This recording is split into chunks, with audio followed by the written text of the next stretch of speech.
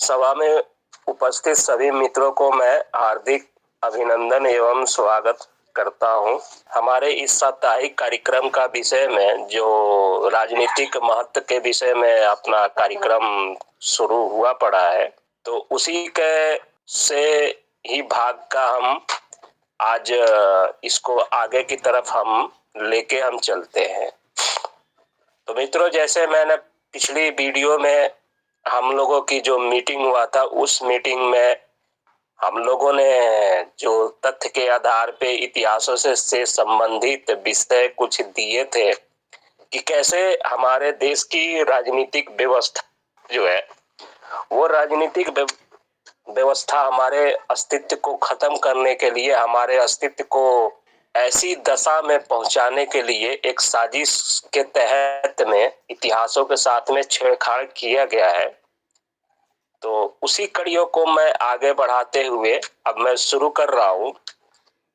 तो मित्रों, सबसे पहले हम वामपंथी लेखकों के आगे जो सन 1351 और 88 के समय के कुछ इतिहासकार जो थे, मुस्लिम इतिहासकार, हम उनके ही हम आज के चर्चा हम करेंगे।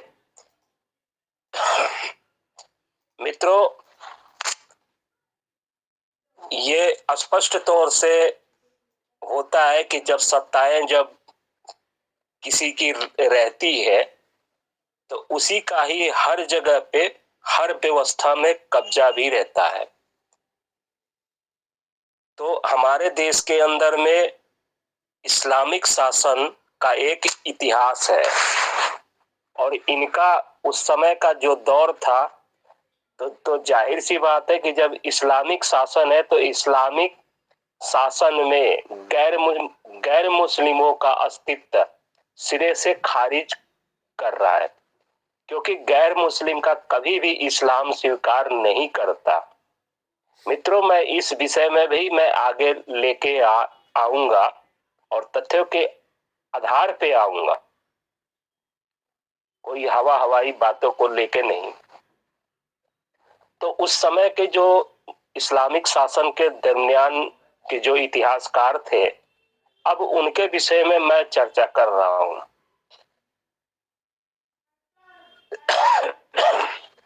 और उन इतिहासकारों की जो सत्यता है, कुछ टिप्पणियां हमारे प्रोफेसर रमेश चंद्र मजूमदार ने लिखा भी है अपने हिस्ट्री में। तो उनकी लिखे हुए कुछ टिप्पणी इस प्रकार है कि वे लिख रहे हैं कि किसी सच्चे इतिहासकार का एकमात्र लक्ष्य उपलब्ध साक्ष्य के आधार पर जहां तक संभव हो यह पता करना होता है कि अतीत में वास्तव में हुआ क्या था। भारत में मुस्लिम शासन आरंभ होने के बाद हिंदुओं के प्रति मुसलमानों का रुख क्या था। यह अमीर खुसरो, जिनकी 7वीं जन्म शती हाल ही में मनाई गई थी, कि इन शब्दों से समझा जा सकता है। हमारे मजहबी योद्धाओं की तलवार के बल पर यह पूरा देश भारत ऐसा बन गया जैसे आग जंगल को कांटों से रहित कर देती है। यह धरती तलवार के पानी से सिक्त हो गई और कुफ्र हिंदू धर्म की भाप छिन्न भिन्न हो गई। हिंद के शक्तिशाली लोग पांव के नीचे कुचल डाले गए। यदि कानून के व्यक्तिगत कर जजिया, यानी मित्रों ये जजिया जो होता है वो एक इस्लामिक टैक्स होता है, और ये जजिया इसलिए लिया जाता है कि इस्लाम कहता है कि गैर मुस्लिमों का जीने का हक नहीं है, और यदि वो जीवित रहना चाहते हैं तो उनके अपने जीवन दान के लिए उनको इस्लामिक कर देना पड़ेगा। तो मित्रों, यही जजिया एक टैक्स होता है। तो यदि कानून के व्यक्ति कर जजिया देकर जान बचाने की मंजूरी न होती तो हिंद का नाम जड़ मूल समेत मिट गया होता। मित्रों, यहाँ पे स्पष्ट तौर पे यह साबित हो रहा है कि अगर उस दौर में इस्लामिक शासन में अगर जजिया नाम का अगर इस्लाम में व्यवस्था नहीं होता तो आज ये हिंदू समाज और हमारे देश का जड़ मूल समेत एकदम से समाप्त हो गया होता।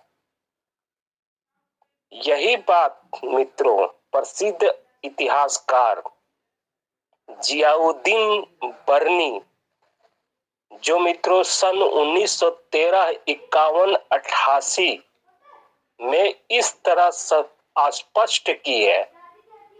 उन्होंने क्या कहा है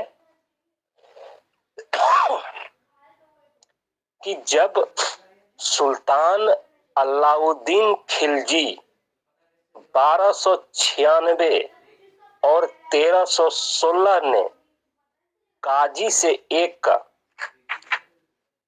मुस्लिम राज्य में हिंदुओं की स्थिति के बारे में पूछा तो उसने कहा उन्हें हिंदुओं को खारिज कर देने वाले कहा गया है, और जब वसूली अधिकारी उनसे चांदी मांगे तो उन्हें निसंदेह पूरी विनम्रता और आदर से सोना उपस्थित करना चाहिए। यदि कर अर्थात मित्रों जजिया, तो यदि कर वसूलने वाला अधिकारी किसी हिंदू के मुंह में थूकना चाहे तो उसे बिना हिचक अपना मुंह खोल देना चाहिए। अल्लाह ने हिंदू को पूरी तरह धूल में मिलाने का खुद आदेश दिया है। जो पैगंबर का कट्टर दुश्मन है, पैगंबर ने कहा था कि उन्हें या तो इस्लाम कबूल करना चाहिए, नहीं तो उन्हें मार डालना चाहिए, क्या या गुलाम बना लेना चाहिए और उनकी संपत्ति राज्य द्वारा ले लेनी चाहिए। अबू हनीफ के अलावा किसी इस्लामी आलिम ने हिंदुओं पर जजिया लगाने की अनुमति नहीं दी है। अधिकांश आलिमों की राय थी कि मौत या इस्लाम के अलावा कोई और रास्ता नहीं है। तो मित्रों, इतिहासों से संबंधित यहाँ पे स्पष्ट तौर पे इस्लामिक शासन की एक रूपरेखा, एक छत्र छाया हमें दिखाई दे रही है, और ये आज की नहीं है। उस समय का इस्लामिक शासन के दौरान 1296 सुल्तान अलाउद्दीन खिलजी की इतिहास है, और उस दरमियान एक काजी यह बात कह रहा है, और ये इतिहासों में मौजूद है। लेकिन हमारे कम्युनिस्ट वामपंथी इतिहासकार इस चीज को सिरे से आंख बंद करके एकदम से खारिज करते हुए और एक ऐसी हमें इतिहास का रूपरेखा दिए जो कि हमारे अस्तित्व को ही खत्म कर दिया। और ये सब मित्रों किसके बलबूते पे हो रहा है? तो राजनीतिक बलबूते पे।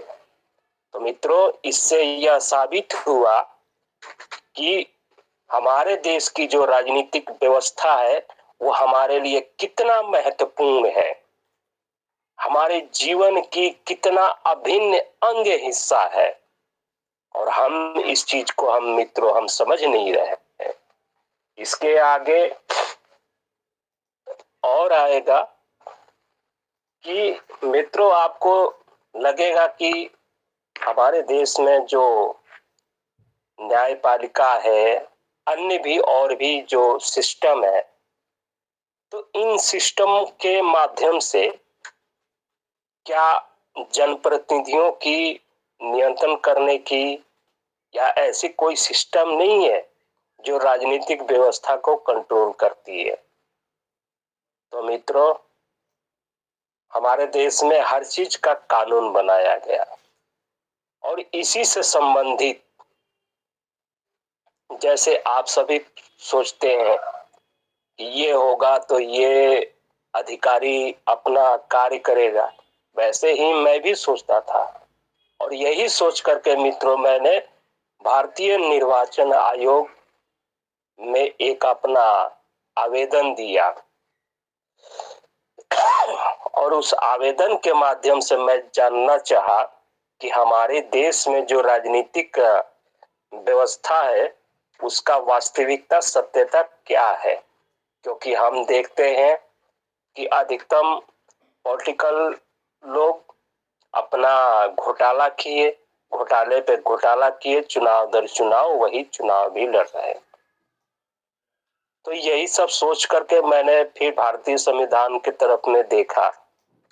भारतीय संविधान के माध्यम से फिर जाकर मैंने सोचा क्यों ना अपनी एक शिकायत पत्र निर्वाचन आयोग को दिया जाए और उनसे कुछ सवाल पूछा जाए। तो मित्रों मैंने भारतीय निर्वाचन आयोग से 8 प्रश्न अपने शिकायत पत्र के माध्यम से किए। मैं चाहूंगा कि इसका ब्यौरा भी मैं आप सभी को सामने रखूं। तो मित्रों मेरा प्रश्न ये था, प्रथम प्रश्न ये है कि मैं भारतीय संविधान के माध्यम से और निर्वाचन आयोग से मैं पूछा कि पहला प्रश्न, संविधान के निर्माताओं का यह सुझाव था कि राजनीतिक दल के उच्च आदर्श वाले दूरदर्शी संवेदनशील परमार्थी उम्मीदवारों द्वारा ही संविधान का सम्मान एवं वास्तविक जनहित हो सकता है एवं संविधान की परिकल्पना अक्षुण्ण रह सकती है। अतः किसी भी दल का उम्मीदवार दुराचरण, भ्रष्टाचार एवं घोटाले में आरोपित होकर सजायाफ्ता अपराधी साबित हो जाता है तो देश के संविधान को अक्षुण्ण रखने के लिए उस उम्मीदवार को आजीवन चुनाव लड़ने से क्यों प्रतिबंध नहीं किया जाता तथा उस दल की निबंधन क्यों रद्द नहीं होनी चाहिए। ये मित्रों में राजनीतिक अपराधीकरण के विषय में ये मेरा पहला प्रश्न था। इसके आगे मित्रों मेरा प्रश्न दूसरा था निर्वाचन आयोग से कि अंडर ट्रायल अपराधियों को चुनाव लड़ने से क्यों नहीं रोका जाता, जबकि संगीन अपराधों में सम्मिलित अंडर ट्रायल चुनाव जीतने के बाद न्यायिक प्रक्रिया को प्रभावित कर दोष मुक्त हो जाते हैं और कानून के शिकंजों से बाहर हो जाता है। इससे न्यायिक व्यवस्था की गरिमा प्रभावित होती है। साथ ही संविधान निर्माताओं की परिकल्पनाओं के भी विरुद्ध है। चुनाव आयोग भी एक वैधानिक संस्था है जिसे देश की न्यायिक व्यवस्था कोई गरिमा एवं संविधान के मूल भावनाओं का ख्याल रखते हुए कदम उठाना चाहिए तथा चुनाव आयोग इस बात का ख्याल रखते हुए संगीन अपराध के अंडर ट्रायल को चुनाव लड़ने से रोकती है या रोकेगी। तो मित्रों मैं ये प्रश्न भी अपराधीकरण के विषय में निर्वाचन आयोग से पूछा था कि आपकी भूमिका क्या है, क्या आप इसके ऊपर कोई कार्रवाई करते हैं। इसके आगे मेरा तीसरा प्रश्न था, बाहुबली और संगीन अपराधी चुनाव आयोग और चुनाव की और कानून की आंखों में धूल झोंककर अपनी पत्नी, बेटा, भाई, भतीजा और रिश्तेदारों को चुनाव में खड़ा करते हैं और अपने बाहुबली एवं आपराधिक प्रभाव से ये विजयी घोषित हो जाते हैं और वह उम्मीदवार विजयी होने के बाद अपने प्रभाव से न्यायिक प्रक्रिया को प्रभावित कर उस अपराधी को दोष मुक्त करा देता है और समाज में गुंडा राज की स्थापना हो जाती है। वास्तविकता में सत्ता बाहुबली एवं संगीन अपराधी के हाथों में रहती है और जीता हुआ उम्मीदवार सिर्फ कठपुतली सम्मान होता है। अतः चुनाव आयोग इस बात का ख्याल रखते हुए ऐसे अपराधियों एवं बाहुबलियों को राजनीति में प्रवेश एवं ऐसे उम्मीदवारों को चुनाव लड़ने से रोकती है या रोकेगी। ये मेरा तीसरा प्रश्न था निर्वाचन आयोग से। चौथा प्रश्न मेरा था निर्वाचन आयोग से कि कोई भी उम्मीदवार वादे के आधार पर वोट प्राप्त कर विजयी घोषित होता है, पर जीतने के बाद वह अपने वादे को पूरा नहीं करता, जो जनता के साथ धोखाधड़ी का अपराध है। क्योंकि वादों के आधार पर वह वोट प्राप्त करता है, वादा खिलाफी की अवस्था में ऐसे उम्मीदवारों को अयोग्य घोषित करते हुए इन पर आजीवन चुनाव लड़ने पर प्रतिबंधता क्यों नहीं किया जाता। मित्रों, ये मेरा चौथा प्रश्न था निर्वाचन आयोग से। पांचवा प्रश्न मेरा था समाज के लोगों में जातिगत धार्मिक वर्गीय घृणा फैलाकर समाज को तोड़ना देशद्रोह के समान अपराध है। अतः जातिगत और धार्मिक आधार पर वोट मांगने वाले देशद्रोहियों को कैसे विजयी घोषित किया जाता है, साथ ही समाज में घृणा फैलाने एवं रोकने के लिए चुनाव आयोग के पास क्या प्रावधान है तथा आज तक चुनाव आयोग द्वारा इस पर क्या कदम उठाए जाते हैं। ये मेरा पांचवा प्रश्न था। निर्वाचन आयोग से मेरा छठा प्रश्न था कि राजनीतिक दल मीडिया प्रचार द्वारा शैतान को साधु, देशद्रोही को देशभक्त के रूप में अपने उम्मीदवारों को पेश करते हैं।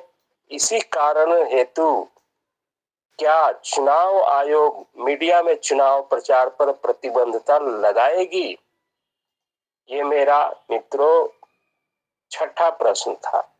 सातवां प्रश्न मेरा निर्वाचन आयोग से था जनहित को ध्यान में रखते हुए जनता अगर अपने उम्मीदवारों से किसी भी तरह के पब्लिक एग्रीमेंट करके अपने उम्मीदवार को विजयी बनाते हैं तथा विजयी होने के बाद वह उम्मीदवार अगर उस एग्रीमेंट के विरुद्ध कार्य करता है, भ्रष्टाचार, घोटाले एवं जन विरोधी कार्य करता है, तो क्या इस पब्लिक एग्रीमेंट के तहत में चुनाव आयोग उस उम्मीदवार को अयोग्य घोषित करते हुए उसकी सदस्यता समाप्त कर सकती है तथा साथ ही आजीवन चुनाव लड़ने से प्रतिबंधता लगाएगी।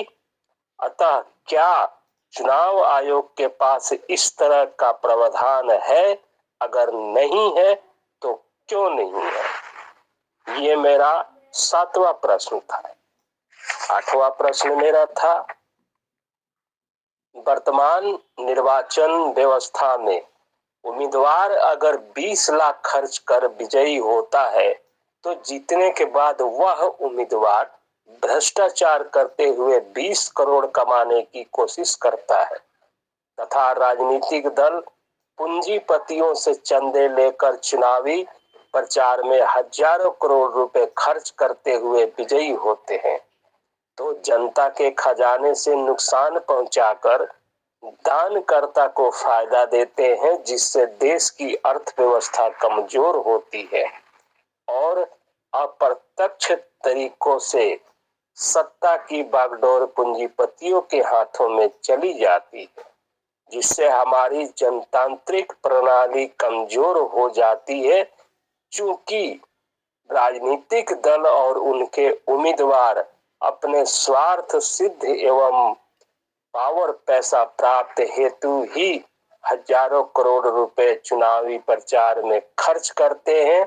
अतः चुनाव आयोग इतनी भारी भरकम रकम को चुनावी प्रचार में खर्च करने वाले राजनीतिक दल एवं उनके उम्मीदवारों को अयोग्य घोषित करते हुए उनकी सदस्यता समाप्त एवं राजनीतिक दल की निबंधन रद्द करने का प्रावधान है। क्या चुनाव आयोग के पास इस तरह का प्रावधान है? अगर नहीं है तो क्यों नहीं है? क्योंकि जनतंत्र प्रणाली व्यवस्था में जन प्रतिनिधित्व का अर्थ है जन सेवा, व्यापार नहीं। तो मेरा ये निर्वाचन आयोग से 8 प्रश्न था। मित्रों, इसमें 8 प्रश्न का उत्तर ऐसे दिया गया कि एक गोल गोल की तरह जवाब दिया गया है, और वो भी जवाब के लिए मुझे आरटीआई डालना पड़ा, तब जाके इसका उत्तर मुझे भारतीय निर्वाचन आयोग ने जवाब दिया था। और उसका जवाब का मैं संक्षेप में कहूं तो उसका जवाब इसमें ये था कि निर्वाचन आयोग ने कहा कि आपके प्रश्नों से विषय से संबंधित हमने कुछ तथ्य विधिक आयोग के पास में भेज दिया हूं। उसको जो है कि सरकार के अपना संज्ञान में, और सरकार को हमने ये आग्रह किया है कि कुछ कानून बनाया जाए। बस ये निर्वाचन आयोग का इतना ही जवाब था। फिर मित्रों, मैंने विधिक आयोग में और प्रधानमंत्री कार्यालय में प्रधानमंत्री जी के पास में मैंने फिर से अपना ये प्रश्नों का उत्तर लेकर के प्रधानमंत्री जी के पास में गया, और वहां भी मैं कम से कम ये प्रधानमंत्री जी के पास में मोटा मोटी 11 प्रश्न मेरे थे जो मैंने प्रधानमंत्री जी को दिए। लेकिन वहां भी वही सिस्टम, इन प्रश्नों के उत्तर पहले दिया नहीं गया।